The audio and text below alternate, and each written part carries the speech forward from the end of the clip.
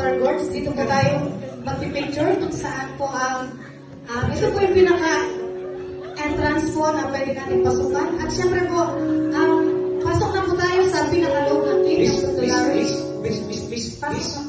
Saan po ba yung siya na malapit dito? Good. Sa likod ng bato.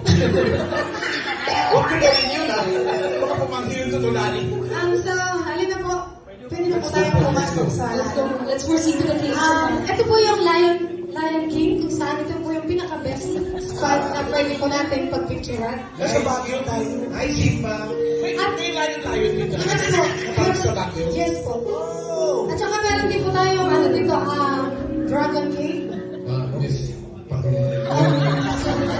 Ano tamaan yung guest? Ay, sorry po. Ay, sorry.